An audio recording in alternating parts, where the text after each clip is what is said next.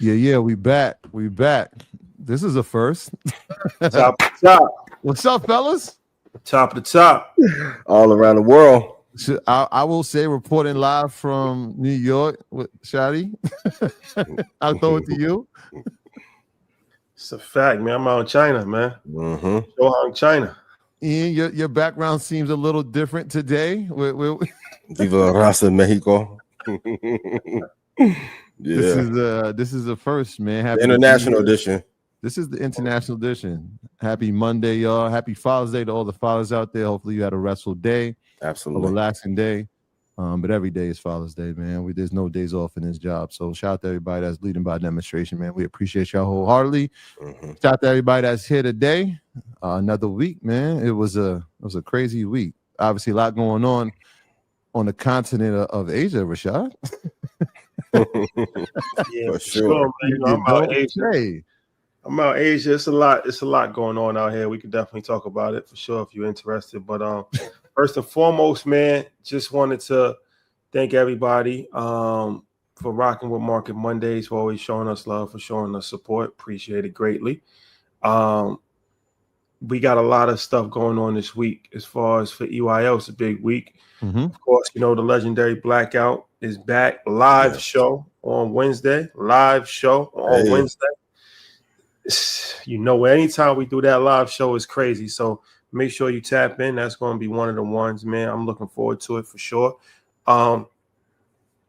This Thursday, we are back from our how-to series.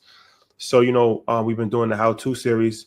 And this one, we're back and we got, friends of the program, MG, the mortgage guy. We're going to talk about how to build wealth through real estate investing. So the first time he came on, he was actually the first person that we did this live thing with a few months ago, and it was how to buy a home. Now we're going to go through real estate investing. We're going to talk about multifamily investing in 2025. We're going to talk about house hacking in 2025. We're going to talk about the whole strategy as far as how to build wealth with real estate investing. This is purely for the real estate investors. First one was for the home buyers, just like a regular home buyer that want to just buy a home. This one is for the real estate investors. So tap in 9 o'clock Eastern Standard Time on Thursday. Shout out to MG, the mortgage guy. And of course, get your tickets to InvestFest. We got a big announcement that we'll be making a little bit later in the show. But get your tickets to InvestFest. It's loading. Anticipation is building. And yeah, man, that was it. Like I said, I got some investigative journalism. You have to talk about it. You're doing a great job. Appreciate it. Thank you. Yeah. Thank you. Yeah, I think you said big announcement, man. We got a huge announcement. What are you talking about, man? Don't undersell this thing. This is a huge announcement, man. So y'all be sure to tap in. Ian, what you got going on, my brother? If you want to learn how to get rich from the market, go to InvestFest.com. Stock Club will be this Wednesday at 7 p.m. Central. After that, tune in to Blackout, 9 p.m. Central live. So Stock Club will be live this week. Blackout will be live. Get your tickets to InvestFest. If I made you money, please put yes in chat. And I'm telling you don't want to miss this InvestFest. I start prepping, getting a stage show together for presentation. Got some ideas for Blackout. And Jack Dorsey, Billionaires Row, Market Mondays live. You do not want to miss this year. Go. Everybody in Red Panda, you have the code in Telegram. I love you all. See y'all there. Let's have an amazing show. Yeah, shout out to my team in the 6. Shout out to everybody that was in the 6. I did a quick 24 in Toronto. Shout out to the boy. Shout out to the boy. Yeah. Chubb, TV Gucci. Mark. Yeah. Baca. Nico, 40. Call us, bro. Team meeting. Immediately. We need that. Immediately.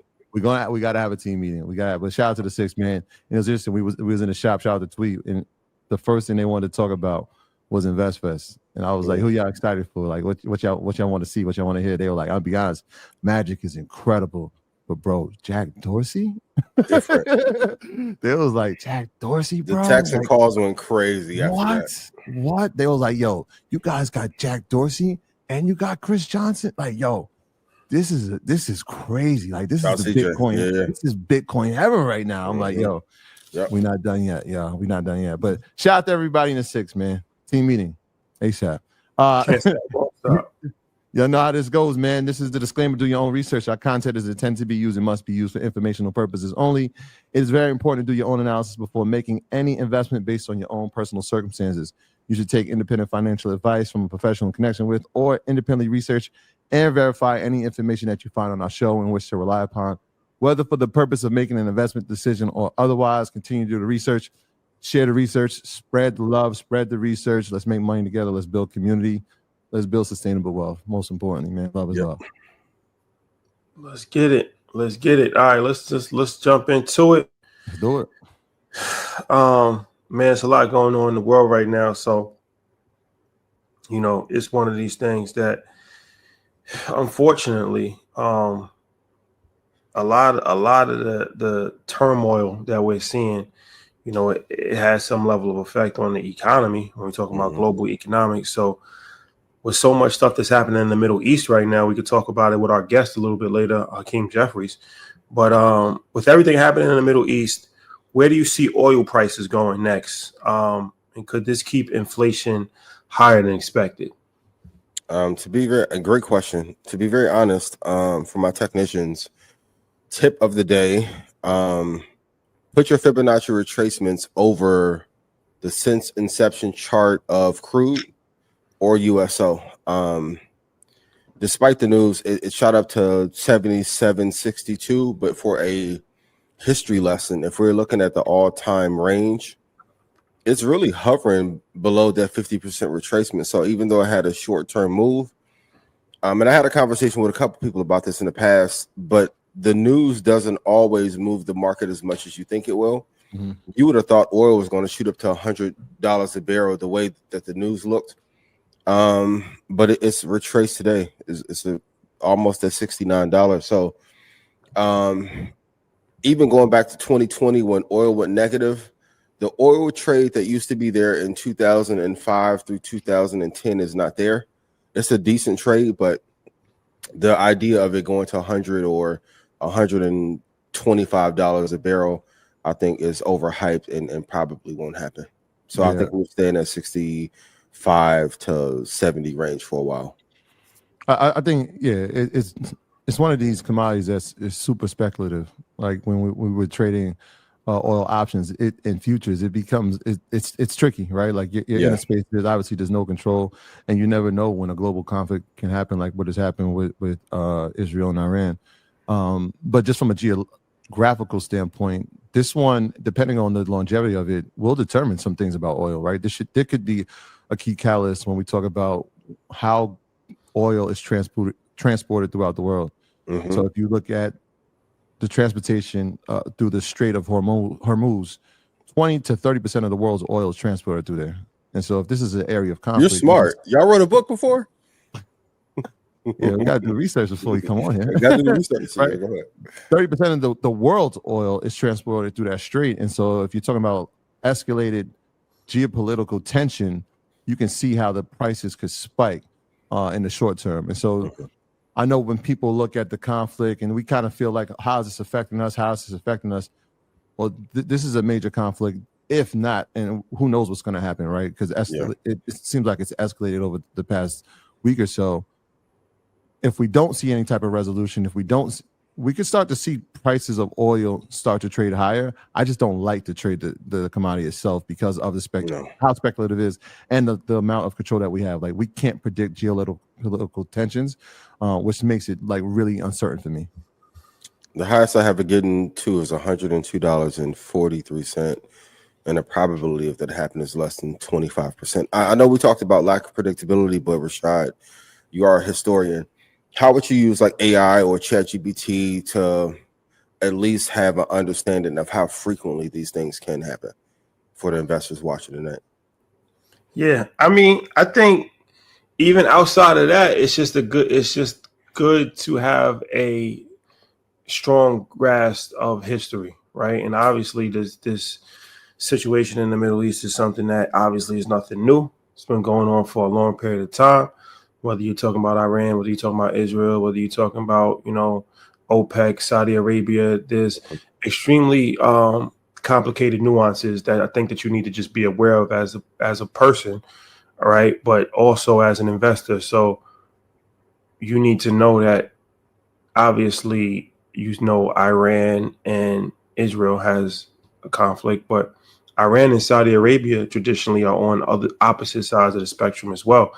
They recently have shown some solidarity with the prince, condemning what Israel's done and showing solidarity with Iran. But Iran has kind of been an adversary to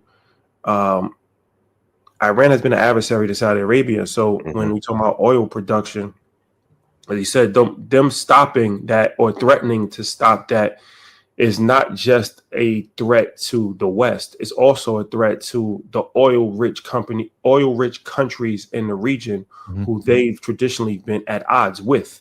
Yeah. So stop letting ships going through that strait. Really, what it impacts is oil more than anything, right? And that's something that will obviously hurt the American economy, but will also hurt the other Arab state economy as well. So,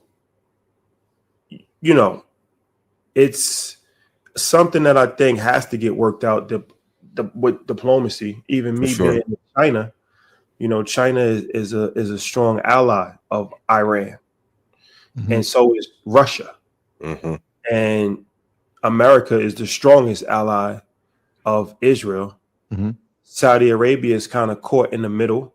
You have countries like Qatar and Jordan, who's also somewhere in the middle. They're politically tied with America, but their population obviously is Arab, so they can't go too far because they kind of have to maintain good standing with their citizens. So politics is very, very, very interesting, very complicated, especially in that part of the world. So as an investor, you don't have to be a historian on geopolitics, but I think that you should at the very least have some baseline information so you can know, because these trends, not only if this, like, let's say this particular conflict, this has the potential to not only affect oil, but it has the potential to affect the global economy. Right. Not to be sensational, are we on the brink of World War 2.5? I don't want to do World War 3. 2.5. But like, are we on the precipice of everything, the conflicts and bombs that happened over the weekend, this oil crisis? It seems like the world is changing politically as well in terms of leadership. Do you think if things don't get worked out diplomatically, as you talked about, that we could go into a world rumble? Yeah. The thing is, yes. And we could talk about it with, Hakeem Jeffries when he comes on. Obviously, he'll be a great person to talk about that with. But the short answer is yes. And me even being in China, getting more information about the Taiwan conflict. We can talk about that if you're interested. But we have to. There's a few places in the world that are hotbeds that could potentially drag superpowers in. And if superpowers get involved, then that's when you see a world war. Yeah, and the timing of it, I'd be interested to see y'all thoughts on it, because we really had a conversation. The timing of it, while it happened last week, it was originally, hey, we didn't support that. We told them not to. We're in the middle of discussing a nuclear deal. Then post the bombing, it's, we knew that was going to happen, and we told them we got 60 days, and this is day 61. And so the timing of it, it feels like Trumponomics, right? Like, I told him to make a deal, and then, since you didn't make the deal, here's the repercussions. And if you don't make a deal soon, this can get worse. It's an old school mob tactic. We have to be honest about the dealings, and you have to give him credit for maneuvering in the circles that he did in the 80s and 90s and making out of it. But when you make it out of those wars, we see it with 50 Cent, right? The way he carries himself in business is reflective of the traumas that he went through. I don't find the irony in it. And then we can talk about Palantir and the real Meta later. Defense tech is seemingly like the new investment that is not going anywhere, which was masterminded probably by Peter Thiel, who probably is the puppet master of the world right now that no one's talking about. Yeah, and people listening like, well, how does this affect the market? Well, if you looked at the market on Friday, you see exactly how it affects the market. You saw every index pull back, right? Absolutely. Obviously, there was some rebounding today, but it definitely does, right? Geopolitical tensions, whether I'm glad you brought up the China-Taiwan potential conflict, or now what we're seeing in Iran and Israel, it affects the economy, whether you like it or not. And those are the areas that we should be looking at in terms of where should we be investing in terms of conflict, not to say like, yo, there's a moral code to it, but watch those companies. Watch Palantir, how it's crossed 140. Where's the next stop for it, right? Meta did, right? We'll talk about that, but start looking at these companies, and as conflicts arise, what is their stock doing? Yeah, Palantir probably, if they keep at this pace and if these conflicts continue to be there, they should probably hit 185 by end of the year easily. I mean, Palantir has one of the greatest runs that we've seen, and it goes back to part propaganda, but also Alex delivering on his vision and carving out a niche that was needed where Raytheon may have gotten relaxed in certain areas. Palantir and Anduril are bringing innovation to a space, and I think out of all the years that America has been in the country, has been a country, I think we've only had 19 years where we have not been in war. So there's need for it. Morally, I just didn't like the way that they was using the surveillance to maybe weaponize it against us. But from a stock perspective, that run from $22 up to 142 is one of the greatest runs I've ever seen. It's teetering Nvidia's levels for sure. Right, for sure. It's definitely teetering there. Yeah. So from an investment standpoint, is it advisable to invest in Palantir or a pullback? But it will there be a pullback if this continues? That's going to be good for their stock at least. Yeah, one thing I've learned, there's always going to be a pullback, no matter what happens. I did notice there were some people who were selling off shares that was a part of the organization. I think people overhyped that a bit, but there will be room. 121.54, well, 126.30 is the area I would like to get in if I was looking to get into Palantir. I will look to build a position there, but also the broader indexes, of course. VOO, VTI, still good investments. Meta, a very good investment, given that since they've maxed out the consumer space, the only space for them to really play in now is defense tech as well. And it was smart for Zuckerberg to make up that grievance that him and Palmer had, and to build a partnership there so that they can have some access into that defense tech world as well. So Meta's a good investment. Video, of course, OpenAI when it becomes public. Palantir definitely is leading the pack until Anduril becomes publicly traded. Okay. It's scary times we're in, I will not lie. Yeah, geopolitical matters, man. Let's pray for peace, man. Yeah. Everybody march for no kings, but we got a monarchy running the White House. Where were you? Where were you when it was time to rule? For sure. King's disease. Right, the Mad King.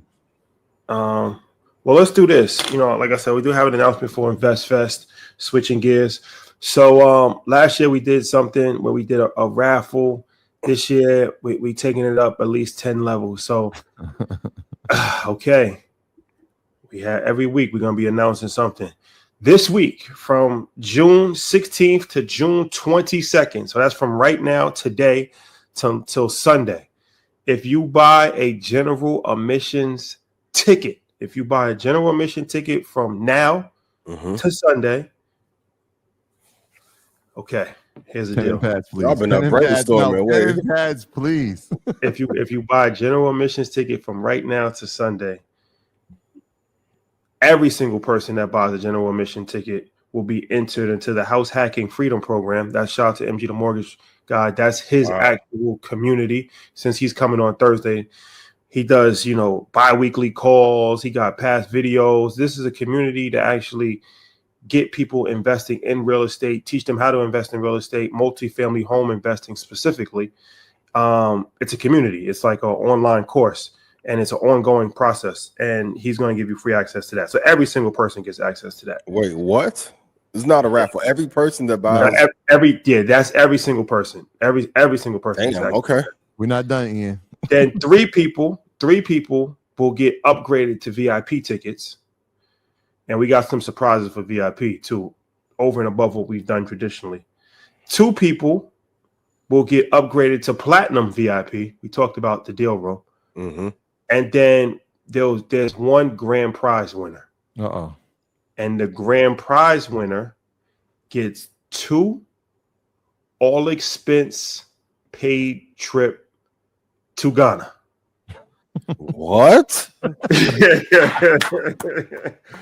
Come on, man. Wait, what? Why think about it when you could be about it, right? Okay. The Ghana play. Wow. Shout out to all the good people in Ghana. 6 days, expenses paid. So you get flight, 5-star hotel, meals, transportation to an airport, concierge service, daily cultural activities, tours. You'll be going to Slave Dungeon. You'll be going to the naming ceremony. You'll be going to all of everything that they have to offer. Yeah. You're going you to will not be going to sleep, so be prepared. That's a fact. Get your sleep before that. Good advice. We're giving a trip to Africa. So if you plan on going to InvestFest, highly suggested this is the week that you get your ticket. If you're in Red Panda, you should use the code that's available on Telegram. Is running the deal that we just said is running from right now, this moment, till Sunday. As I said, every single person is going to get access to MG, the Mortgage Guys real estate community. There's no winner for that. Every single person is a winner. That's incredible. 3 people is going to get upgraded to VIP. 2 people is going to upgrade to platinum VIP, and then 1 person will win two fully paid for trip, all inclusive, round trip, hotel, airplane, meals, experience, tour guide, the whole thing in Ghana for 6 days. Wow. There you have it, ladies and gentlemen. Congratulations. Going back to Africa. Going back to Africa, ladies and gentlemen. And I will say this too. The Trump ban, maybe we can talk about this a little later. They talk about a travel ban, right? And I just want, for some clarity purposes, it's pretty disturbing what he's talking about, because he's pretty much trying to ban almost every country, 34 countries in Africa. But that's not you going to that country. That's the people in that country coming to America. Mm-hmm. I just wanted to just clarify that, because a lot of people, it's still disturbing no matter what.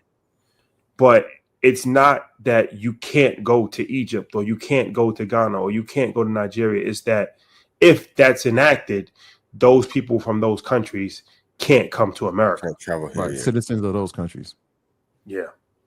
Thank you for clarifying that. Yo, that's pretty impressive, man. That's a hell of a deal, yo. Yeah, there's some features.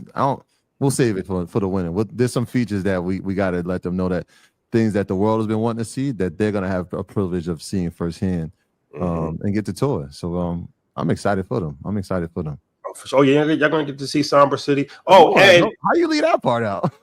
Somber City tour will be included for sure. And I know this. I'm gonna get this question. So if you already purchased the ticket, you'll be added into the raffle also. And if you already purchased the ticket, you will be added to MG, the Mortgage Guys community as well. So if you have already purchased the ticket, you'll be added. Everybody's getting added to the community. Don't go away. And if you've already purchased a ticket, you'll be added. And VIP, don't worry. We got some. Oh, it's cooking for you guys. Yeah, it's cooking. It's cooking. Cooking how we do, man. Man, that's incredible. Big time. All expenses paid trip to Ghana. What?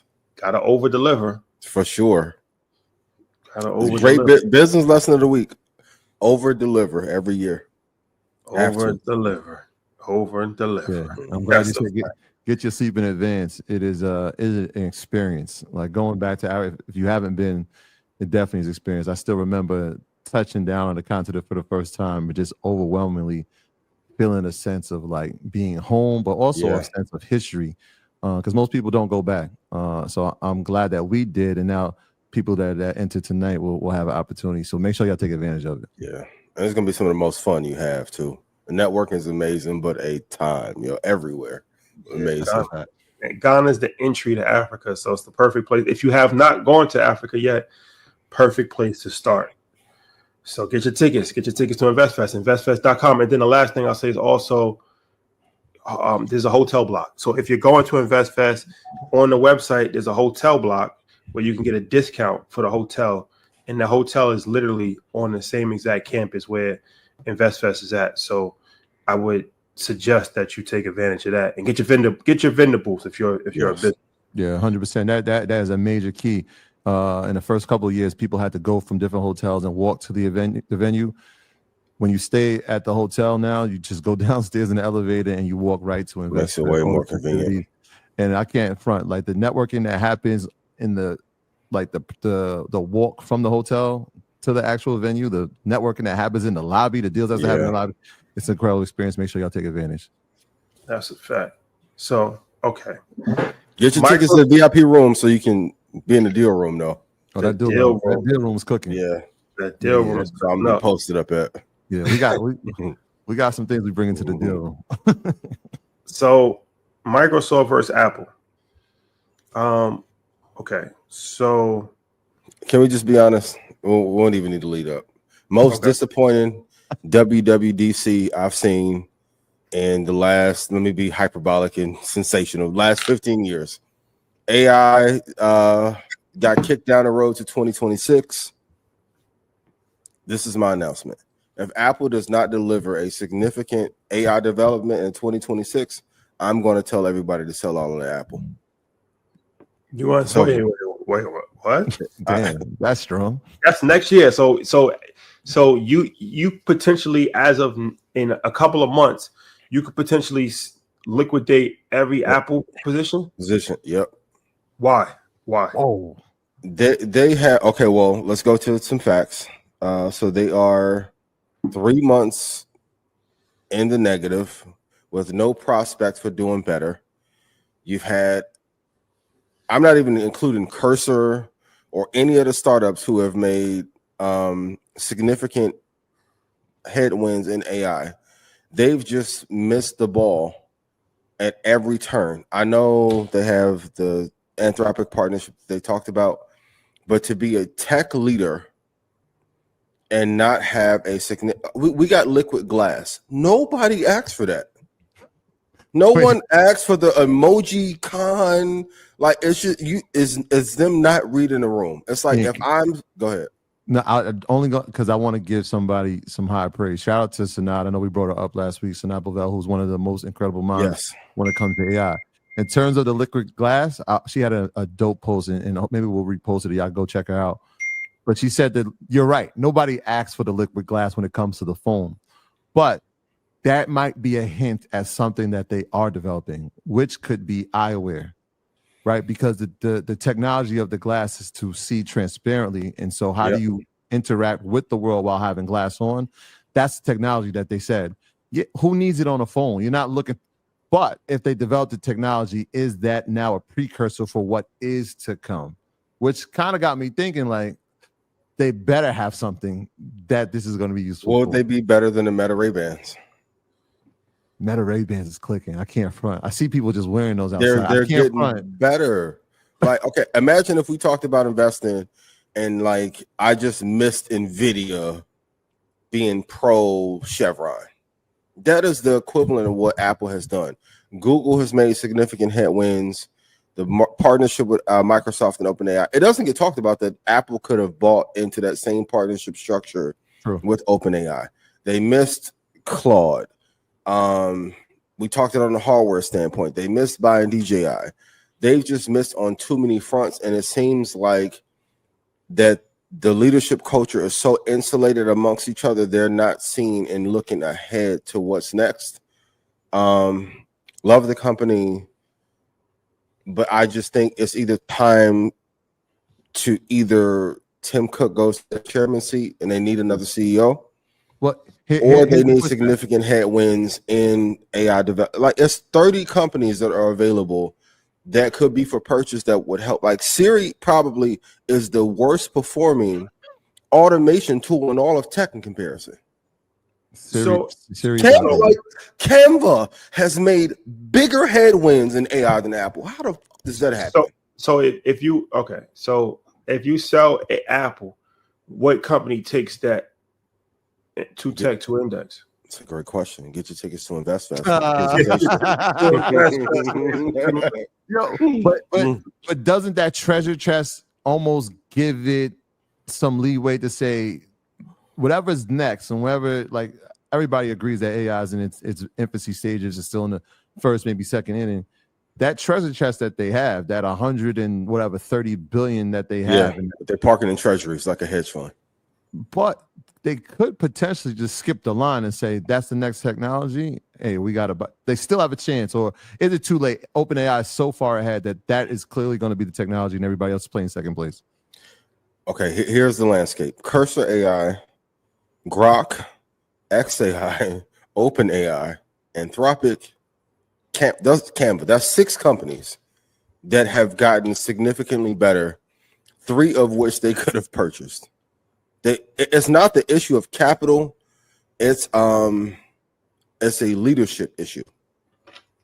So no different than like Thibodeau had a good team, couldn't get to the promised land. Now I'm not saying that Tim is Thibodeau, but having the capital and not allocating them properly are 2 different things. Or I will respect it more if they just said, "Hey, we're not going to invest significantly into AI, but we're going to focus on these sectors." I could live with that. What happened to the developments in healthcare they were doing 3 or 4 years ago? Went to the wayside. And I keep bringing this up, that beef that Tim Cook and Mark Zuckerberg has clouded Tim Cook's judgment for the last 3 years. Yeah, even with the car thing was to get Elon out of the way because they had a little kerfuffle. And the issue isn't the employees or some of the SVPs there, it's the upper management that is stopping this from happening. So I just need to see more innovation. And quiz question for everyone tonight: how much has it dropped since October of last year? Well, so okay. Yeah. Well, there's a consistent reactive versus a proactive in terms of innovation. You're right. Yeah, and this isn't one of those cases where they can let everyone else develop the technology and they come in and take it. Right. It's too far ahead for that. Okay, that's fair. Well, okay. Well, let's monitor the situation. Monitor the situation. But another company that is on the other side that has turned the corner, it seems, is AMD. So AMD is a company that has had a strong couple of weeks. For sure. Y'all gonna give me a pat on the back? What's up? I'm gonna get some love. You just went to the Kendrick concert. We'll talk about. Can y'all talk about that on Blackout, please? For sure. Definitely gonna talk about. Call TV Gucci and get a live report. Please, team meeting. Yeah. So yeah, I mean, you look at it as something that's in April was $78. Now pushing towards $130. And yeah, as Troy said, he was somebody that was very enthusiastic about AMD.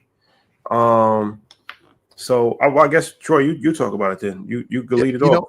It's that situation where it was like, can you be number 2 in a space and still see productivity? And for a while, they were getting their back kicked in by NVIDIA, right? With this runoff in GPUs, and then the tariff situation happens, and now pricing becomes an issue. It becomes something that companies now think about. And so how do I combat pricing and still have effectivity or efficiency? And so it took a while for Lisa to get it right. And even, she wasn't invited. She didn't go to the White House during the inauguration, but she made sure that she was in Saudi Arabia. That was the meeting that mattered. She was sure to be in Saudi Arabia when AI investments were going out to companies. And so that's the first sign that, hey, there might be a pricing market that they can fit in and they could actually be the leader in. And that's what you've seen. Not only have they had a rise, but if you look, and I know you brought up TSM earlier, Shadi, look at TSM's rise since that Saudi meeting, right? The person that's going to manufacture chips has now run. NVIDIA has now climbed over 140. Everything is moving, and now pricing matters. Where now NVIDIA is trying to figure out, like, what's the chip that we can use so we can be inclusive in China. AMD is filling its place as saying, hey, we know we're going to dominate in CPUs, which they've done, and we've talked about that in detail. Now that second tier place in GPUs feels like a comfortable place for them to park in and actually have a business thriving, and they're doing it. And obviously you saw some of the partnerships that they announced. You see them with Palantir. You see the developments inside of data center is growing. The data center business is growing. What was happening during that time when they got down to 70? And I'm like, well, at this point, this feels like the floor. Is that the GPU market was slowing, right, for them, but the CPU market was slowing as well. Gaming didn't look the same. Now I just watched the Xbox, and like AMD is the chip that's going to be powering the next generation of gaming for them.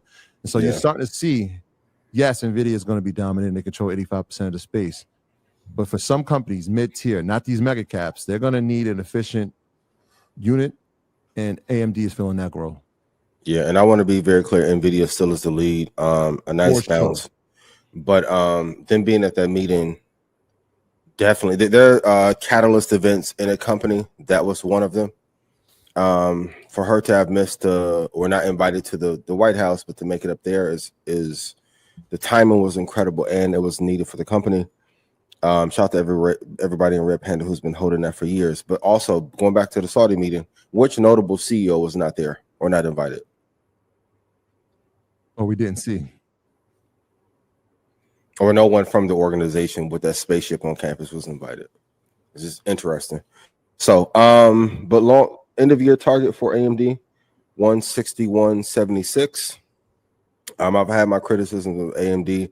I'm happy for this bounce, but I want to be very clear. NVIDIA is the lead by 2 light years, and that won't change anytime soon. Yeah, maybe more. The Oracle deal as well. And we spoke about Oracle, and the TikTok situation has kind of just been thrown under. But when we saw Stargate and we didn't see Microsoft, we saw Oracle there and OpenAI there and SoftBank there. It was a sign. And so now seeing AMD partner with them, these hyperscalers, they're growing. We talked about Broadcom last week. That space is moving as we get more clarity around tariffs and China deals and what that's going to look like. I know Huawei is put on the ban list. So it's too late.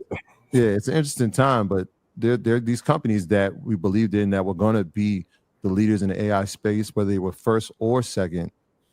They're coming to fruition. Yeah. And I think the growth continues. And Oracle is one of those slept on fundamental companies like Tim Duncan. Oracle hasn't really had a bad year since 2016. They had the high of 216.60 on Friday, but they've been on a tear this year, and I don't think they've been talked about enough. It was at 118 in April. Now to be at 215, that is a hell of a run for a company that's not talked about a lot. Yes. Well, okay. Our guest is here. Can we bring our guest up? There he is. My brother. Hey, how's it going? Great. How are you? Good. Thanks for having me on. Appreciate you being here. No problem. So we have Congressman Hakeem Jeffries, special guest, Democratic minority leader in the House. Majority. Huh? Majority leader. Democratic minority leader. Okay. That's right. He's major to us, though. All right, for the time being. We're speaking into existence. There we go. Yes. Yeah. First of all, thank you for joining us. Appreciate it. Great to be with you all. Appreciate the work that you all do. No problem. Thank you. So I know you're a busy man. So this is actually a perfect time that you joined us. I don't know if it's a perfect time for you because it's a lot of questions, but it's a perfect time for us because, man, there's so much stuff that's going on right now domestically and internationally that it's great to have somebody of your stature that can actually speak about it. So the first question that I have is, I'm actually in Asia right now. I'm in China. So I'm getting a lot of information and just seeing things on this side of the world. And what is your party's stance on what's going on right now between Iran and Israel? Yeah, I think that it is a very challenging time, both here in America and, of course, across the world. The Middle East has always been a hot spot.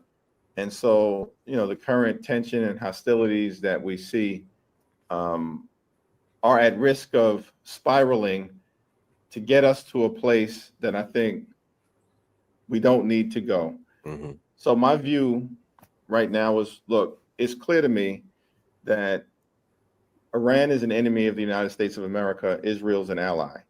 We can't have Iran become nuclear capable. They view America as the great Satan. And so that has to be dealt with. But the preferred course is always strong diplomacy. And I think part of the challenge that we have in the Middle East right now with respect to the whole Iranian nuclear situation is that a decision was made by the Trump administration several years ago during his first time in office to walk away from a nuclear agreement that had been reached that the Trump administration at that time said was being complied with. And so once they walked away, it set in motion a series of events that brings us to this current moment. What's important for people to understand is that when President Obama first entered into the nuclear agreement, it was because there was a fragile situation. Iran at the time, I think, was inside of a month in being able to race toward becoming nuclear capable. I think it may have been inside of 3 months. Then they enter into an agreement that I supported in the Congress. And that agreement now, if we were to reach one, needs to be longer and stronger. But at the time, they were inside of 3 months. They could have gotten a nuclear capable path toward becoming a nuclear power. That couldn't happen. President Obama negotiates this agreement, and it takes Iran from being inside of 3 months to outside of a year. So the agreement was doing what it was intended to do from the standpoint of making it harder for Iran to become nuclear capable. Trump comes to office and he rips up the agreement. And as a result, we were now at a place where Iran, it's widely understood, was inside of a week in terms of making the decision to become a nuclear power, which is obviously an untenable situation. So I think what I've called for is to say that as soon as practical, we've got to get the parties to the negotiating table and find a path toward a diplomatic resolution that is longer and stronger than what previously existed, but that at all times, I think there is a principle that's clear.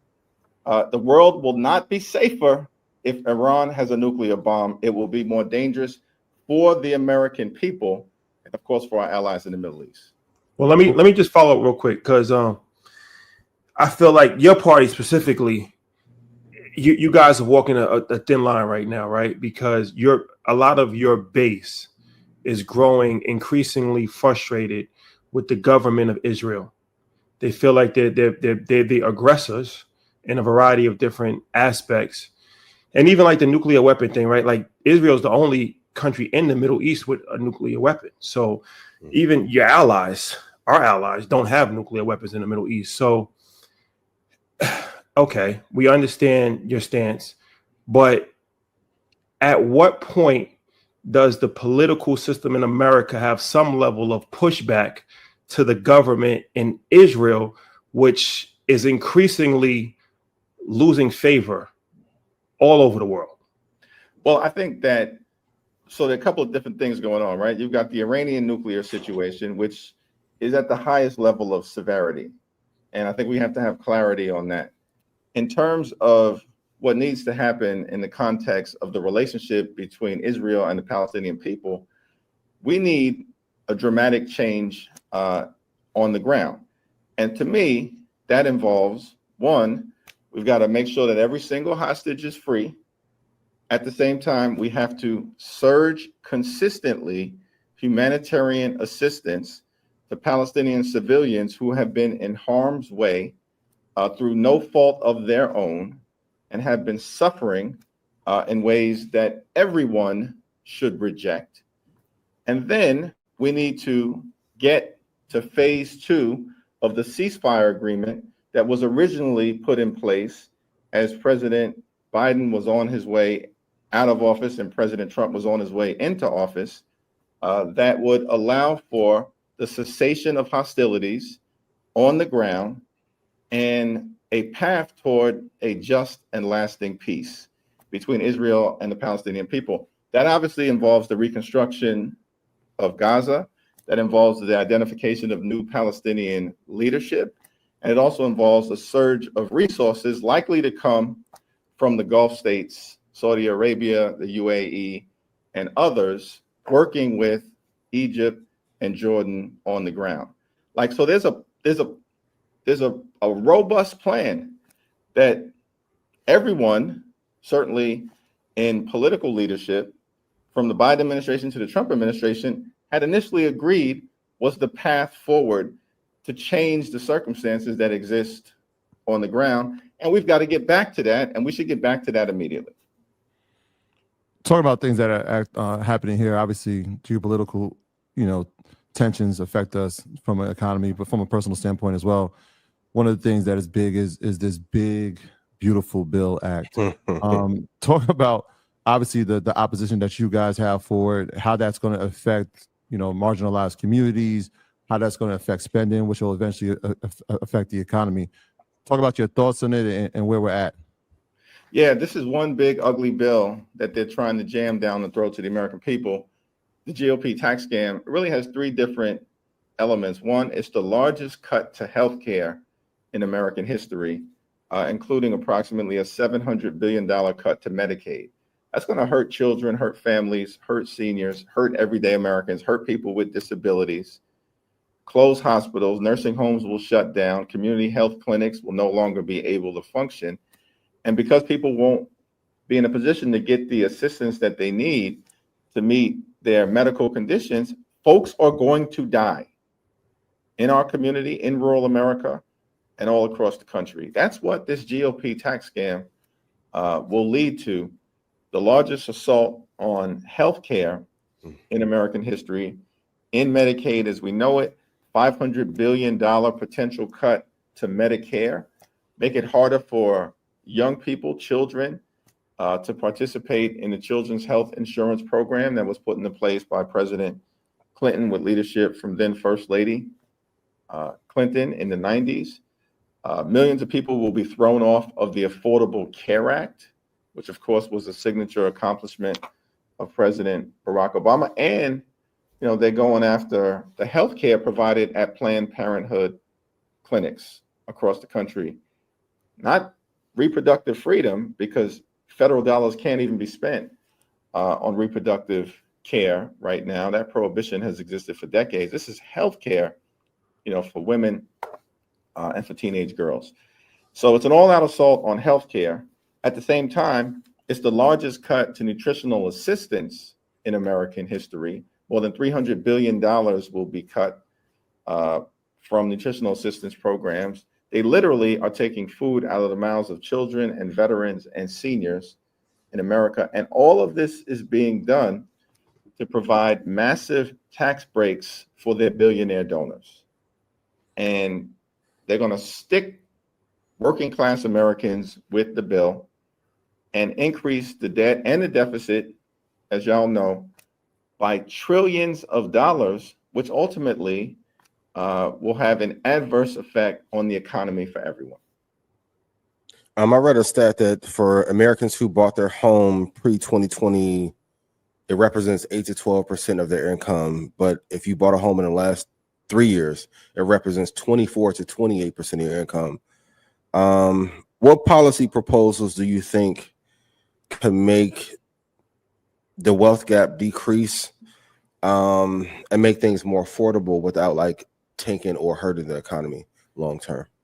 It's a great question, because I think there are three things that have to be done with a greater degree of intensity. We got to focus on home ownership, because that's the most robust way for people to gain wealth through the equity that's built through home ownership, and then transfer that wealth to your children and to your grandchildren. So I think we got to focus on making home ownership more affordable. Housing costs are too high across the board. Yes. But we need to make home ownership more accessible and affordable. Promote entrepreneurship, which y'all do a great job of, and it's something that really, when we emerged after emancipation into the early stages, of Reconstruction, which of course was then undermined after the North pulled out of the South and Jim Crow took hold and the black codes were put in place, and we started to see attacks on black entrepreneurship. But I think we need to get back to an opportunity where we lean into creating entrepreneurial opportunities for all Americans. But of course, in our community, it would be particularly meaningful given the gap that currently exists. And then connected to that, as a third leg of the stool, is increased access to capital. Because you can have a great idea, but if you don't have access to capital or know how to grow capital, manage capital, leverage capital, which is why financial literacy, sophisticated financial literacy, is also important and something that I think we need to lean into in order to get people to a better place. So about like 8 months ago, I had an opinion that if mass deportation took place, it would drastically hurt the economy of the United States of America, because so many industries depend on workers that may not be documented. When you look at construction, when you look at hospitality, when you look at farms, and we've seen a very aggressive stance as far as deportations and ICE, and that's led to protests all over the country. But I found interesting yesterday when the president said that he's kind of putting a pause on for the farmers, for farms. I think it was farms, hospitality workers, and there was another industry, right? So how do you think that this has played out from a humanitarian standpoint? And how do you think this is playing out as far as the economy, with areas that are heavily focused on maybe non-documented immigrants that's actually working these jobs? Well, the president talked about mass deportation, but I think, as heard by the American people, understandably, the view is the focus should be on violent criminals, individuals who are here undocumented, not productively contributing to society, but threatening the safety and security of communities all across the country. That's something that we as Democrats strongly support, that anyone who is here breaking the law, engaging in violent criminal activity, should be subject to deportation. And of course, at the same time, we need to secure the border. But we shouldn't walk away from dreamers and farm workers and law-abiding immigrant families. And I think it's also important to recognize, as you indicated, that there are a lot of industries, farming, construction, and hospitality in particular, that do rely on labor that is not at all times documented. And so what's interesting is that the president seems to have heard from some of his allies in the business community, who made it clear to him that he was going after people who were necessary to the success at this moment of these industries, and indicated that he was going to back down. Now, that then caused, of course, his right-wing MAGA base to go nuts, because they're leaning into the fact that he said he was going to throw everybody out, even if that means also deporting apparently 2 or 3 or 4-year-old children who are U.S. citizens, because they may have a parent or two that is undocumented. And so it remains to be seen where this is going to go. But the president has engaged in aggressive overreach in this area that I think is turning off the American people, and at the same time, apparently turning off some of his allies in the business community. I want to ask you something that's obviously dear to us in our community, and that's trading equities. It's something that people in Congress have done. Obviously, it feels like the level of transparency hasn't always been there. So I want to know what your thoughts are around, trading equities, when we know that people in Congress are the ones that pass policy, oversee contracts, and create law. Your thoughts around that being limited or banned in the near future? Obviously, it feels like it's an advantage that lawmakers have that the general public doesn't. What's your thoughts around it? I strongly support stock ban prohibition in terms of members of Congress being able to trade on equities. Currently, if you trade equities, you have to disclose that, I think, within 30 to 45 days. And so the point there was that at least there would be some visibility into trades that are being made, and that people at home in their communities could hold those members accountable if they felt like that was inappropriate behavior. But you still have a whole lot of it that is taking place, and it's not sitting well with the American people, and that makes sense to me. And so, from my standpoint, this is not a partisan issue.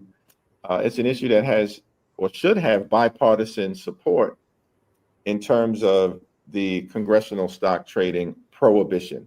There's legislation that has been introduced. I've expressed support for it publicly, and it remains to be seen whether Republican leadership in the House is prepared to go down this road. What we have seen over the last several weeks is that there were a lot of members of Congress, particularly on the Republican side, it appears, who are engaging in a lot of aggressive trading of equities, given the volatility of the market, and presumably profiting. And the question is, were they profiting from inside information that may have been available to them in connection with the Trump administration? That remains to be seen. That's also something that should be, clearly investigated. Just a follow up. I mean, it happens on both sides, right?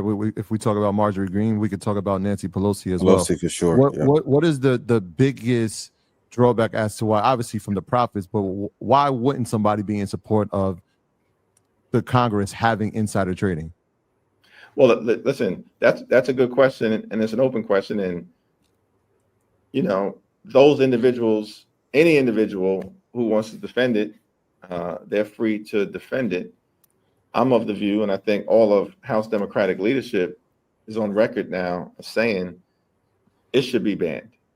And now we got to deal with, these type of challenges across all institutions. It's not just the House and the Senate. In fact, the House and the Senate overall probably have the strongest anti-corruption laws of the three branches. More definitely needs to be done in the House and the Senate, as we've discussed. But you have had, rampant instances of corruption taking place among some members of the Supreme Court, Thomas in particular. And you also see the Trump administration and/or the Trump presidency, particularly during round two, engaging in a lot of behavior that does not sit well with the American people. And the president's friends and family seem to be profiting in different ways from their proximity to power, and that shouldn't happen. And so, whether that's in, the crypto space or in other areas where there's a lot of different activity, we just need a level playing field. And if you're going to be in government service, you should be serving the people. And if your goal is to make money, then you can leave government service and go into the private sector and try to do that. But if we're going to be honest, this has been happening since the 1950s. Like, what can we do to actually stop it? I mean, this has gotten so popular that there are sites that will follow politicians' trades. If we can be honest, like, once the cat is out of the bag, there's no way to put it back in, is it? Well, I actually think that, the initial reform that took place was to try to make sure that there was full disclosure. Now, that, of course, then led, as you are pointing out, to sites that are tracking, the trades of members of Congress that are presumably operating on the assumption that someone, if they're engaging in these trades, may have some information that may not otherwise be available to everyone in the public. Whether that's the case or not, people got to examine that on an individual basis. Because some may just be sophisticated actors in this space. But I think the disclosure alone, which was a step in the right direction, that the public could assess whether something isn't right, that was, that has not put an end to it. People are still engaging in it. And that's why I think taking this next step in terms of a stock ban is the right way to go. And it's got to be written in a way that's airtight. And there's legislation that exists to do it. And as I mentioned, this does have strong support amongst many Democrats and some support amongst Republicans. And so there's at least a shot that we can deal with this issue in this Congress. And if we don't deal with this issue in this Congress, certainly the American people give us an opportunity to be in the majority after the midterm elections in 2026. It will be part of a heavy anti-corruption agenda that we are going to push forward as Democrats.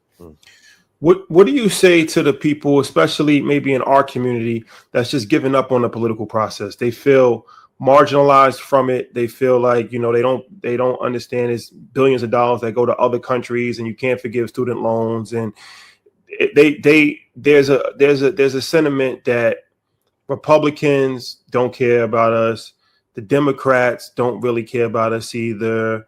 Like, so why even take part in the political process, or why even, have any trust in a politician at all, right? And they kind of checked out of the political system altogether. What do you say to that group of people? Well, I think, listen, at the end of the day, the system that we have in place is one that if you're not at the table, you're likely going to be on the menu. And so you better be at the table to try to make sure that there can be a more equitable distribution of resources. It doesn't mean that it happens automatically.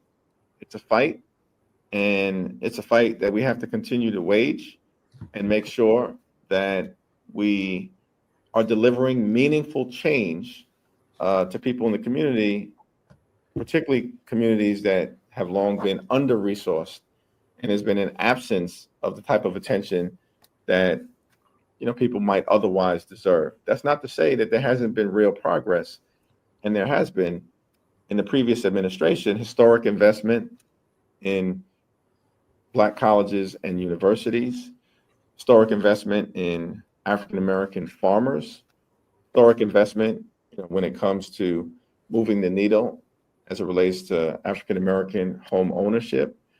Small business entrepreneurship was up significantly in the last few years under the previous administration.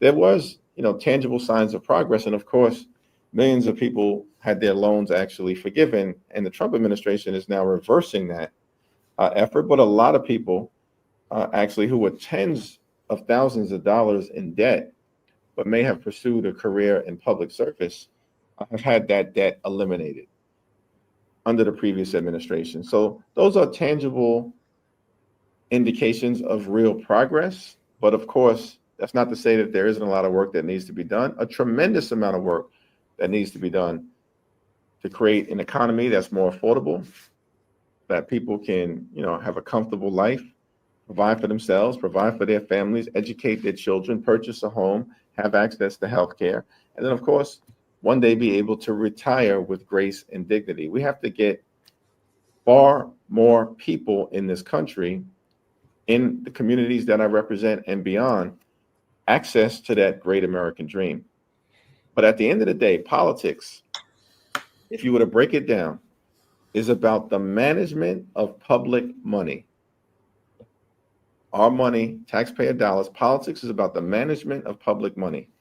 And the question is, you're going to try to participate in that management to make sure that your taxpayer dollars are equitably and effectively and efficiently distributed, or you're going to walk away from that management and allow for people who may not have the best interests of your community at heart to play a more dominant role. And I think clearly being engaged is more important than being disengaged. Speaker Jeffries, in terms of all the rhetoric, all the divisiveness, I wonder at this stage, what does bipartisanship look like from your lens when it seems like there's an aggressive party and then there's a party that's not as aggressive? what does that look like when we can't agree on pretty much anything? What do you say to the public? What do you say to people who are watching this and saying if they can, it's never going to work because we'll never agree? Well, I think definitely Trump by nature comes across as hyper aggressive. He tries to bully people. And we saw over the first few weeks, first few months, that he was trying to steamroll his agenda and just jam this extreme agenda down the throats of the American people. I think you have seen aggressive pushback, from Democrats. We don't have the Oval Office. We don't have the bully pulpit. But in terms of the totality of the effort, he still hasn't been able to pass a single bill through Congress, designed to implement his Project 2025 agenda, because he's faced strong Democratic opposition in the House and similar opposition in the Senate. And that will continue, principled opposition. But at the same period of time, I think we all have an obligation to try to find common ground to deliver solutions that make life better for the American people. And from the beginning of this Congress, I made clear that if my colleagues on the other side of the aisle were willing to work on issues like creating an affordable economy, lowering housing costs, lowering grocery costs, lowering childcare costs, lowering utility costs, or lowering insurance costs, the things that are plaguing everyday Americans, then that's something that we should all be able to get behind. But unfortunately, our Republican colleagues haven't done a single thing, passed a single bill, put forth a single meaningful idea, or Trump hasn't signed a single executive order that actually is designed to address the promises that he made to lower the high cost of living in the United States of America. That's a problem. In fact, we know that Trump promised to lower costs on day one. And a lot of people bought into that. A lot of people believed it. Mm-hmm. But costs haven't gone down on day one. They're going up. The economy is not getting better. It's more fragile. The bond market is shaky. The stock market has been up and down. Inflation is going up. Our credit rating has been downgraded. And Republicans are actually crashing the economy in real time. And they may drive us toward a recession. At the same time, having done nothing to put everyday Americans into a situation where there's an economy that works for them. And so our view, our promise as Democrats, that we'll work with anyone to try to make life better for the American people.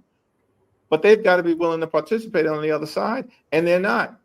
Because at the moment, they're just trying to jam their extreme ideology down the throats of the American people. That's not what folks signed up for, those who may have voted for this guy. He overpromised on the economy. Now he's under-delivering. And I think in our system, the American people are going to have to hold them accountable for their failures. And we have to give the American people a reason, not simply to run away from Donald Trump, because there are a lot of reasons now to do that, but to run toward us related to our commitment to improve their quality of life and make sure they can achieve the American dream. In light of that, given the formation of BRICS, Tesla losing its dominance in EV, why do you think Democrats and Republicans cannot get along to make sure that the country is actually strong? And I feel like a lot of infighting is done, which is taken away from the focus on the enemy threats that we do have. Do you think we'll ever have any bipartisan partnership for a long period of time? Or do you think that things are just too polarized now to ever come to like a common ground while we're being attacked on all fronts? Yeah, the American people want us to find common ground whenever and wherever possible. And during the start of this new Congress, that was my personal commitment to the American people. That's what we articulated at the very beginning. And we made clear that we'll work with anyone, in order to make life better for the American people. But as you pointed out, we're in a very polarized moment right now. That has been the case for the last 10 years or so. And it's a very difficult environment for people to operate in. And now you have the additional threat of political violence, right? And people shouldn't have to be concerned that they'll be shot dead simply for doing their jobs and trying to serve the people that they represent to the best of their abilities. But this is the moment that we're in. We can't accept it we have to work hard to emerge from it. And so my view is we all should be working to bring people together, not tear the country apart. And as you pointed out, we've got external enemies who want to crush us, including but not limited to China in different ways, certainly economically, or Russia, right? Who's an enemy of the United States of America. But not all my colleagues on the other side of the aisle seem to want to recognize that. And so none of this internal division is helpful. Abraham Lincoln was very clear in the 1860s, a house divided against itself cannot stand.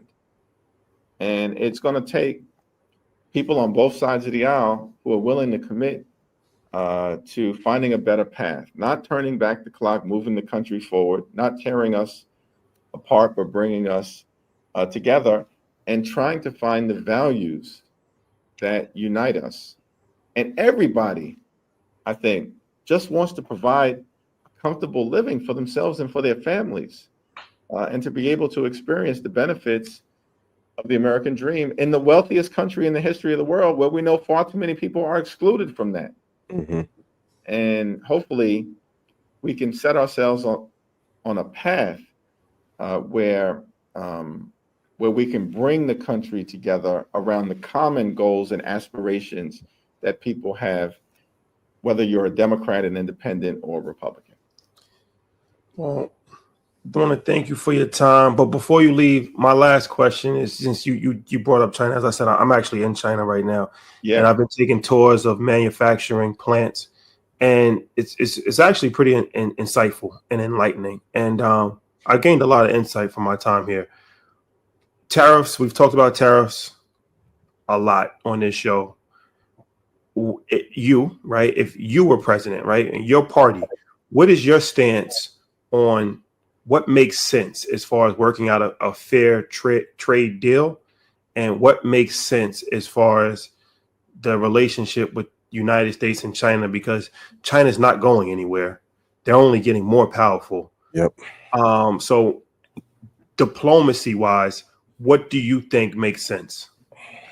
From the standpoint of our relationship with China, we're in a strategic competition with them, and we need to win that competition. But we shouldn't intentionally seek conflict. And for all the reasons that you've articulated and are experiencing on the ground, it is a challenging relationship. I think the problem with the Trump tariffs is that they've been all over the place, and they're not strategically being deployed. And it's being unleashed on the American people in a way that are going to cause thousands of dollars in additional expense for everyday Americans per year. And that's the exact opposite of what he promised to do. I also think that launching a trade war against our allies in North America, for instance, Mexico or Canada, made no sense.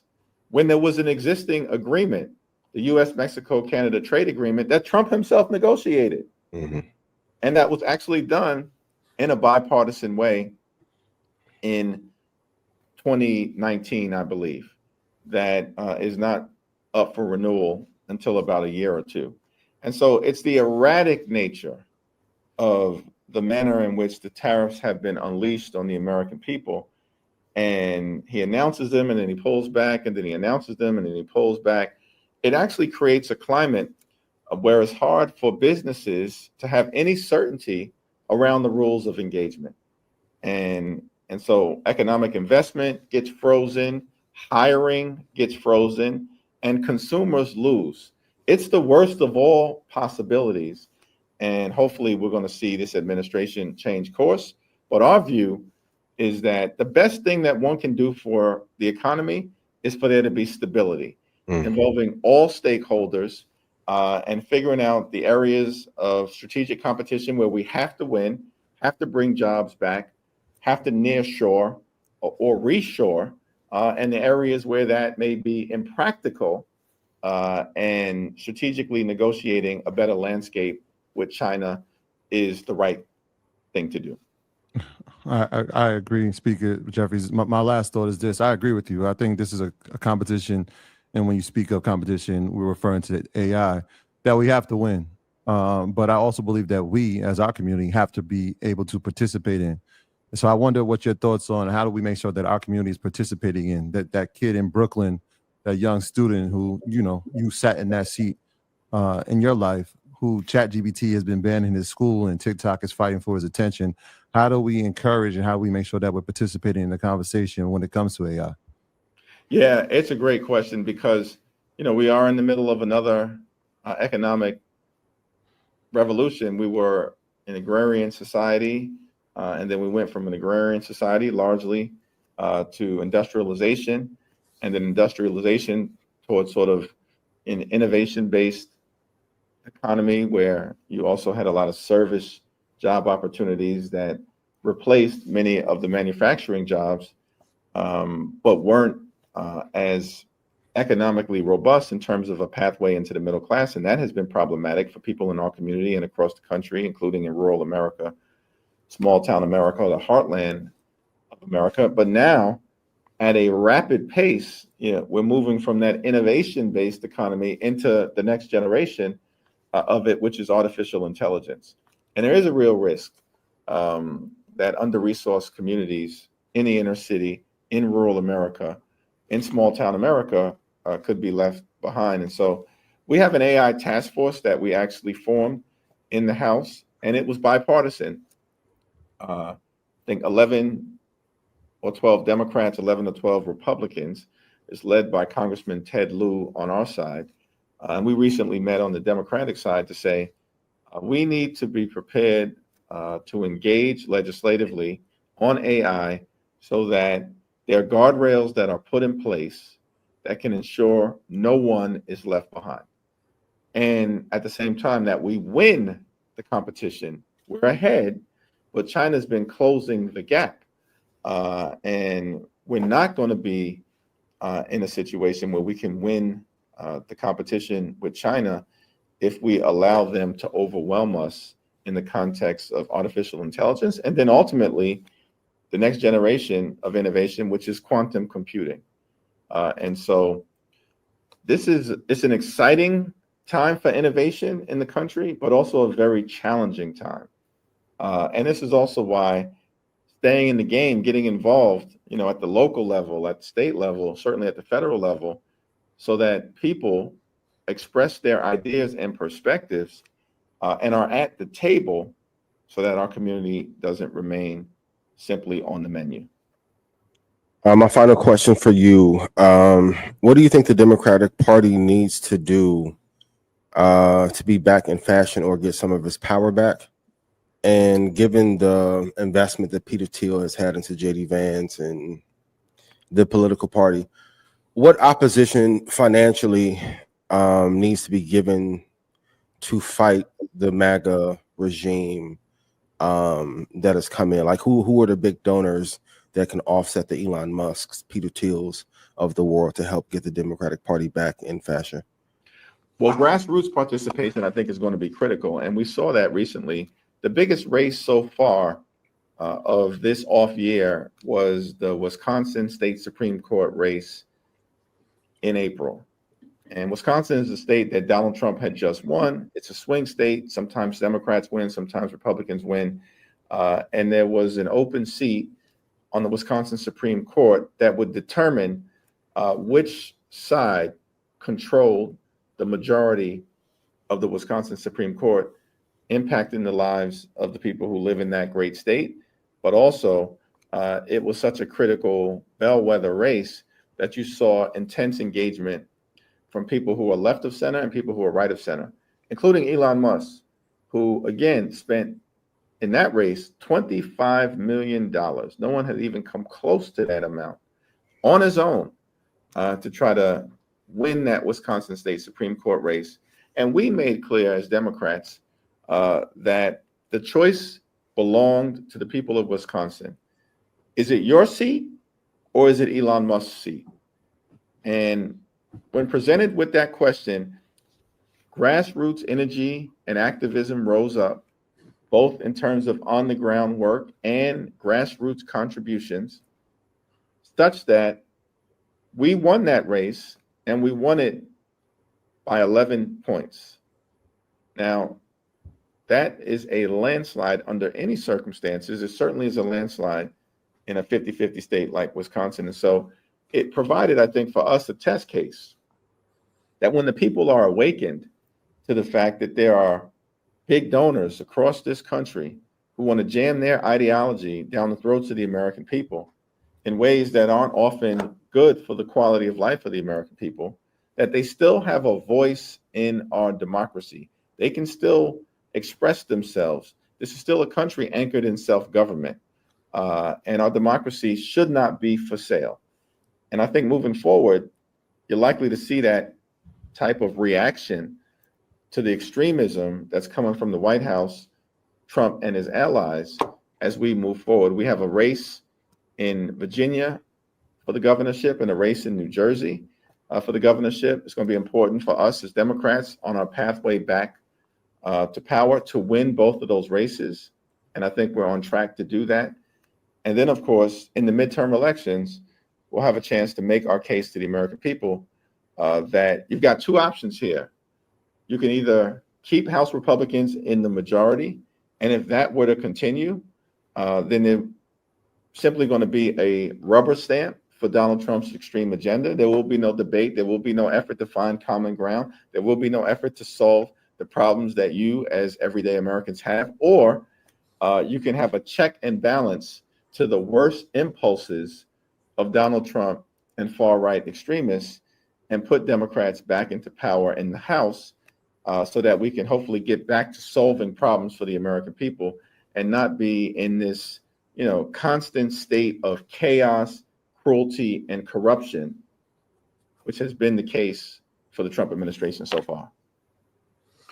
Thank you for your time. Appreciate it. You. And yes, thank you all. Look forward to staying in touch and appreciate again all that y'all do. Of course. Thank you so much. No problem. Okay. There you have it. That was a lot. Yeah, it was a lot. The debrief. Debrief. I would not want to be in this seat. It's a tough spot to be in. Mm-hmm. Yeah, especially we kind of talked about the bipartisanship, but a house divided is gonna fall, right? So I guess the writing's on the wall to if we can't get this thing together, which it ultimately seems over and over, year after year, especially in this administration, what does working together even look like? And is it worth it to work together if all the companies have vested interests in other countries as a hedge? Maybe work together means from an international standpoint. A global work together. Yes. That's interesting. Get your tickets for that. For sure. Politics as usual. Wow. For sure. That's the other part. I don't know if that system will ever change. It just seems like it's getting more divided. It's definitely getting more divided. And I'll tell you what, too, like just even being in China, say what you want, but this country, one thing about this country, everybody's on the same page. And that's helpful. And I think that's one of the reasons why they're actually moving forward. Like I was talking to somebody today and we talked about Taiwan, and they were saying like, you could be doing the best business in the world with somebody. You could have a check for $2 million. If you say Taiwan is an independent nation, everything is going to change. It's over. Yep. They're not going to do business with you. Their attitude towards you is going to change because they all are in line with Taiwan belongs to China, right? We can't even agree on if men should pay on a date or not. Exactly. The most trivial shit. Jordan or LeBron. We're gonna argue that to the death. But here's the thing, and Shai, you could probably answer this from a unique perspective. Obviously, you being there, I was having a conversation about, as a community, we don't have a monolithic thought, and there was some feedback to that, like, yo, should we or should we not? But based on what you're saying is like, we should have monolithic thoughts, and maybe correct me if I'm wrong, in certain scenarios. Or how do you see that? I mean, as far as if you're moving forward, right? You can't be divided on every single issue. Of course, every single person is not going to think the same about every single thing, but there's some things, there's a vast majority of things that you have to have at least a majority to agree upon. If you have no majority agreement upon anything, how are you ever going to get anything done? Like, that's not going to work. It's not going to work out for you. So I think that idea of that we're not a monolith, it is hurting us. Even the idea of, like, you talking about Africa, when it's like Africa is 52 countries, that's hurting Africa. That's hurting Africa, and that's done intentionally because you're thinking by thinking on a nationalist level, you don't have enough resources, you don't have enough people, you don't have enough manpower. China has 1 billion people, right? 1 billion people, the size of America, a little bit bigger probably, and they all fall under one flag. I'm sure that 1 billion people don't have the same exact thought. I'm sure that's impossible, but they all are in line. They're all in line. That's helpful. That's helpful as far as you don't have this group of people doing this group of people doing this party fighting with that party. They trying their hardest to tear down the president while the other infighting is happening over here. Then the president, like that's a recipe for disaster. And I always find it interesting in a country that is constructed on racism and the media has certain leanings that we get told that we don't think in monolithic tendencies, but racism does across the world. Like we have to have a united front. And at some point too, like we have to realize that all these individual opinions are keeping us fractured, and you can't make progress with all those opinions being in place. But and it comes down to discipline too. Like, you know, like I said, I actually got a tour of I got a tour of several manufacturing plants, and we're not going to catch up. Say it again. That idea. Say it again. Too far gone. It's not going to happen. Like, as far as the idea of they've mastered manufacturing at every single level for every product. So when you're talking about electronics, they have the top manufacturing plants for electronics. When you're talking about fashion, when you're talking about home goods, when you're talking about hair bundles, like literally anything that you can. And I went to all of these different places, so much so I went to a town that has 200,000 Africans that live there, right? And I sat down. We got a lot of great content. Shout out to Todd. We sat down. We actually talked to a brother from Liberia. There's 200,000 Africans in one particular town, and they're here for one reason: to trade, do commerce. They're sending products back to Africa. So while America is saying, like, look, can't beat them, join them. You got to be able to work with the people because they've mastered something that we've given up on. Yep. Like, they have a skilled workforce that's disciplined and that's diligent. That alone is almost impossible to do. It's almost impossible to get millions of people to be diligent, to have a set skill set, and to work efficiently. That sounds easy. That's difficult to do. So it's one of these things where we got to just be honest. Sometimes in life, you got to have an honest conversation with yourself, right? Yep. We as a country are falling behind, and we as a country, our biggest issue is our divisiveness, and that's hurting us. And while we're infighting, other countries are working together to move forward. It's only so long that we can continue to infight before we are going down, and we're going to be second, third place in the ecosystem of the earth. Meanwhile, while I'm screaming this about Apple, a good book called Apple in China. Apple invested $55 billion into China over the last 7 years. You don't think they could have bought some AI technology to embed into Siri? While doing, this is the hedge. To leave the country and have dominance in another country is the hedge while the country is falling apart. It's too late.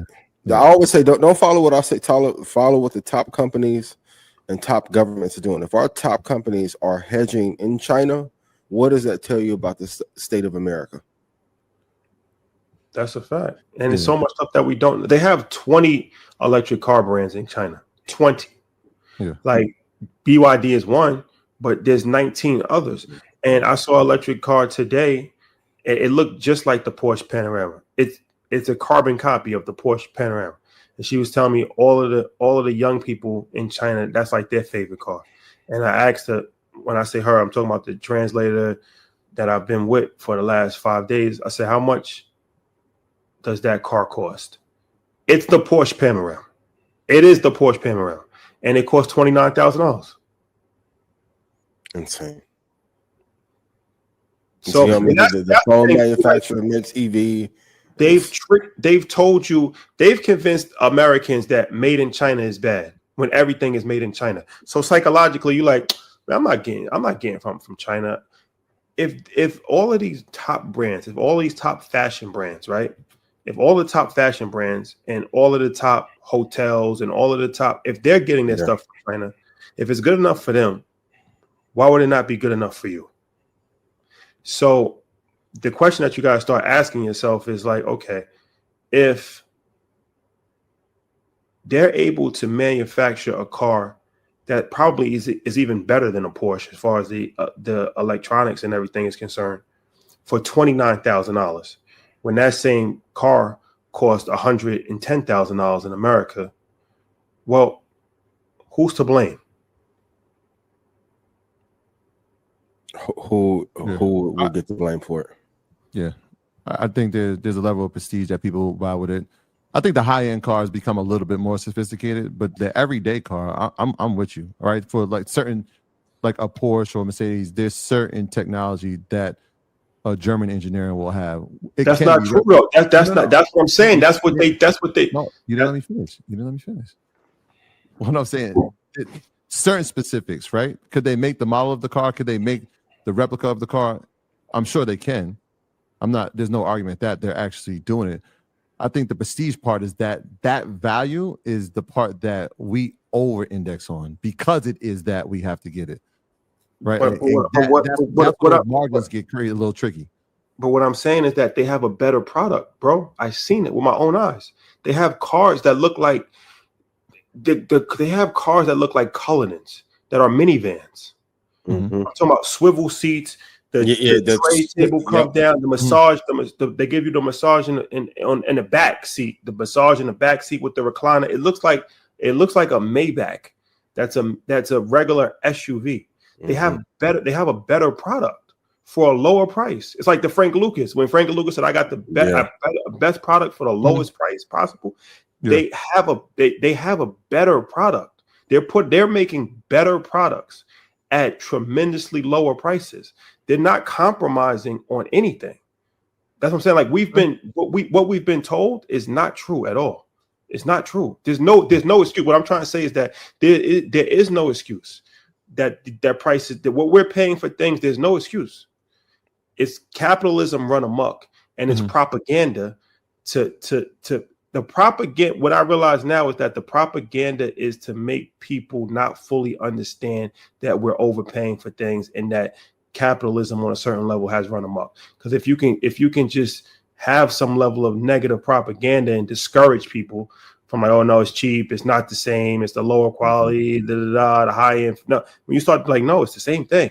Whether it's fashion, whether it's electronics, whether it's home goods, whether anything you want. So that's literally why people from all over the world are here. Here's the pushback just on that, right? When we talk about electronics, and I'm glad that you brought up Taiwan, right? So Taiwan manufactures obviously the world's largest GPUs, right? So when Taiwan says, hey, we're going to blacklist Huawei and SMIC, which are the leader GPU companies from China, yes, they can make a chip. Will it have the GPU power of NVIDIA? No, right? Will they have the GPU power of the AMD? No. Right. So they can make it in this instance. Obviously, when we're talking about product, when we're talking about some technology, there is going to be a difference. Can they make it? Yes. Will it have the same efficiency? Will it have the same compute power? It won't, which is why they want it, which is why NVIDIA is saying, well, I shouldn't say alleged, but they are saying, like, how do we make a product that is suitable, right? Because if we've banned them from getting the highest level technology to make sure we stay in the front, right? How do we create something that's suitable so we can still have them as a business partner? But even if that's true, what Rashad is saying, let's say that's true. That's one category out of thousands. Is that the most important category right now? And even what you're saying, like I said, we as Americans see things from one vantage point. They don't see it from that vantage point because they just lifted tariffs on every African country except for one. Because that one African country still acknowledges Taiwan as an independent nation. They don't see Taiwan as an independent nation. They see Taiwan as part of China. So even what you're saying, they're like, well, that's our technology because Taiwan is China. That's a good point. Fair. That's fair. But when Taiwan, that is 100% fair. But what I'm saying is when Taiwan says we're not making a product and you can't, the product we're making or we're manufacturing, we're not going to do for you. They're getting it. They get it. Okay. Like I won't use like because companies are finding ways to get that tech to them through other. Apple invested $55 billion into China. That's a lot of coin. DeepSeek. I won't use it personally. Ty has. There's some of the tech stack shit that Ty is building on DeepSeek. I'm like, I don't know how Apple didn't. You already got 55 billion parked over there. Why didn't you fucking buy DeepSeek and put that into Siri? But even we will admit that DeepSeek, it's not the top tier, right? Like it isn't because they missed out on investing into OpenAI, which they should have. But even like Google's VO3, like it's not even comparable. Well, I'll say this. Yeah. What I'm learning too is the art of diplomacy when it comes to politics. There's certain things that countries say because of their relationships with other countries, and there's certain things that's actually realities. So without going too far in it, Taiwan is dependent on the United States of America and Great Britain. I think they have to say certain things, and but they have a flying car in China. I'll just say that. So they had speed in it, didn't they? Yeah. They did. So if Taiwan is the equivalent of is so close to, it's like Cuba off the coast of America, right? If you don't think that China is getting the technology, they're finding a way to route it. It's literally off the coast. If America's most powerful company has significant investment in China, you don't think other companies are falling in line as like the other Bitcoin play? Shout out to CJ and Michael Saylor and Jack. The other Bitcoin play is to have money parked in China. It's just not fashionable to talk about. They're not the only one. When those hoppers made it on a little boat on a raft magically to Shanghai. Alleged. Come on. So the third party play. Yeah. But yeah, I mean, it's one of these things, man. Eye-opening. It's eye-opening for sure. Like, like I said, just being out here and just realizing so much stuff. And it's like Matrix, man. Once you see one thing, you see another thing, and then you start to realize, oh, this is how this thing really works. But, I think that the Democrats have an opportunity. I think they have an opportunity because a lot of people are not happy with Trump. And I think that he's I don't think he fully thought that he was going to get the full opposition of what he like. You send an ICE to and we'll talk about this on Black. We talked about it on Blackout, but when you send ICE to a 5th grade's graduation, you're going too far. You're going too far, bro. And it's a fact. So I think he underestimated his opposition, and he's having a lot of opposition right now. So the Democrats, I think, have a chance to make some headwind in the midterm elections. We'll see what happens. But regardless of anything, my message to the audience is that you focus on getting your money right. You focus on investing. You focus on business, because the games that's being played at the highest level possible, you really have no control over, to be completely honest with you. Yep. That part. By the way, that part. Yep. I'm being honest. By the way, that Our part. pay grade. Yep. If I'm being honest. And even on the Democratic side, who's the star? Who are the stars? Hakeem Jeffries, Wes Moore, Gavin Newsom. I was gonna say you got to put Newsom in there. After he ran California to the ground, allegedly. Call a spade, yo. He's still a name. This situation. AOC. Democrats, don't put her out to slaughter. Please do not. Bernie Sanders trying to make a comeback out here. I shouldn't have cut his legs off the first time. We wouldn't be here. But to answer your question, they have nobody that compares to Donald Trump. Who do they have? And I asked the question. Who do they have that's the Peter Thiel for Democrats? Nobody. Well, no. George Soros. Well, shot. Great answer, though. Allegedly. You need the new one, though. Technocracy. When they went and got Zuckerberg and flipped Zuckerberg, oh my God. So Zuckerberg will be back. He'll be back. He'll switch out. Yeah. He'll be back. Shout out to the folks at Meta. Love y'all dearly from the bottom of my heart. Shout out to the folks at Meta. And Top, love y'all. Love all y'all. Interesting times. William Gates. William has become too villainized to be a significant factor in the Democratic Party. Yeah. You're going to have to get some new blood in there.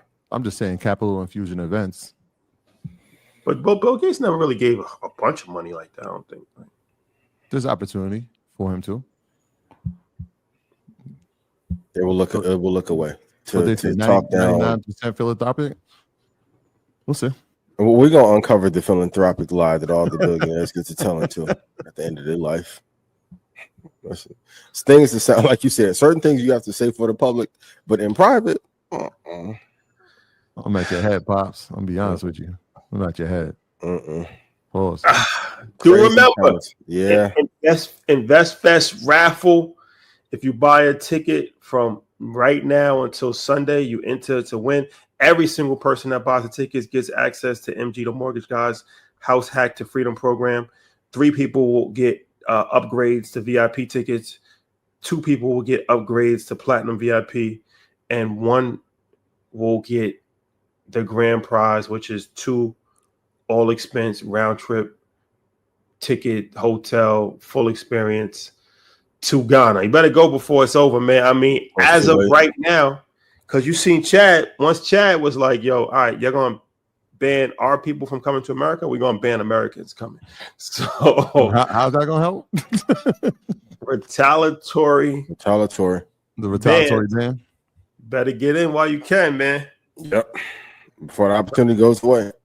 I got to get my passport. Diversify your citizenship. That's a fact. I've been looking. There's a couple of countries, if a little fee, get it done. The golden visa. The golden visa have you moving around. Shout out to our bro who got the golden visa.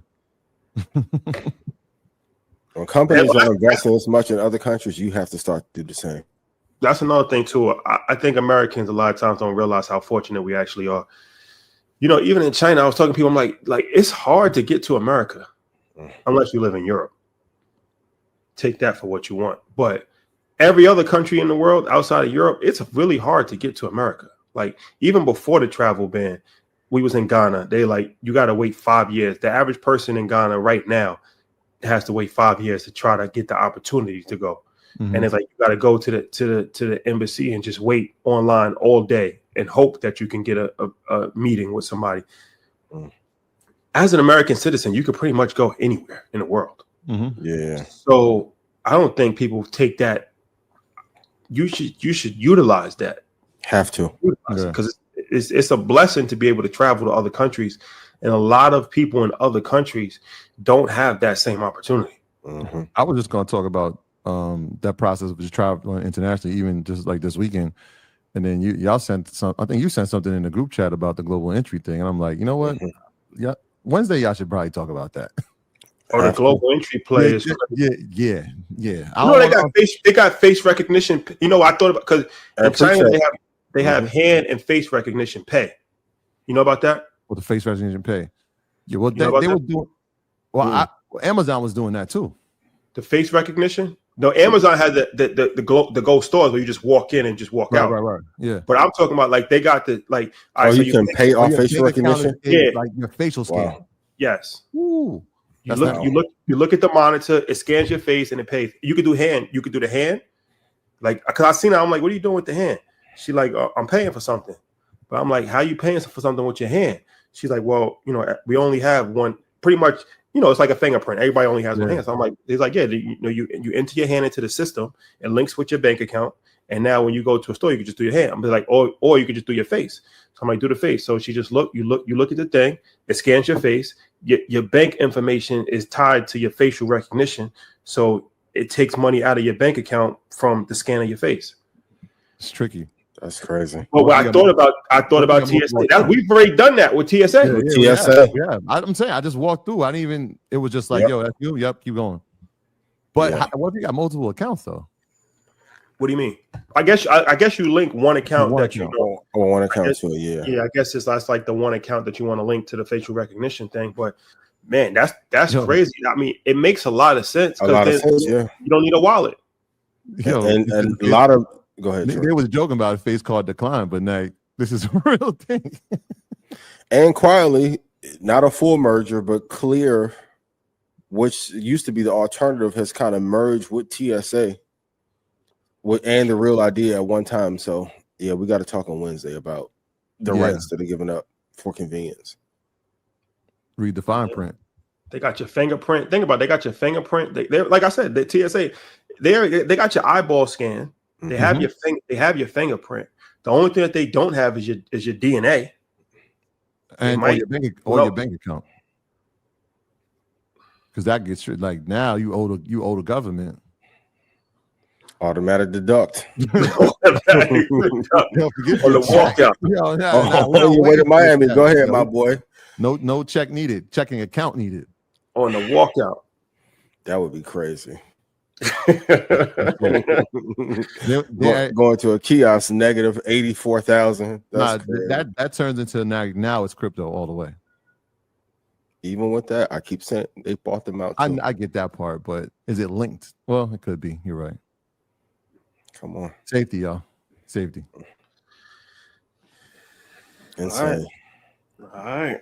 Yo, before we get out of here, man, it's Gemini season. Happy birthday to our brother, Mike B. It is his birthday, Mike. Happy birthday, Mike.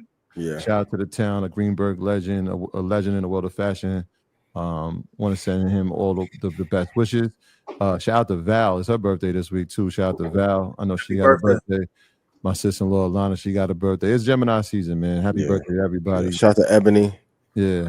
IU alum. Sending love. We sending love. And I want to send traveling mercies to Shadi. And I'm going to send it to Ian since y'all are both international independent. I don't know when I'm coming back. I ain't even going to hold you. Traveling mercies. I don't even know. But I appreciate it. Brothers.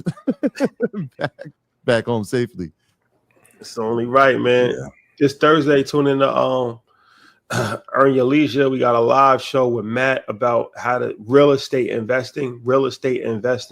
So all you real estate enthusiasts, tune in 9:00. And then Blackout, we back 10:00 on Wednesday with the live show. Yep. So I'm sure there's going to be a lot to talk about. So make sure you tap in, ladies and gentlemen. Yeah. Stock Club call 7 p.m. Central on Wednesday. Tune in to Blackout after. If I made you money, please put yes in chat. Lesson of the week. International hedge. Been telling y'all. I kept screaming it. It's too late. Don't worry. We'll help. Yo, love is love. Y'all be good. We out of here. Catch y'all Wednesday. Peace.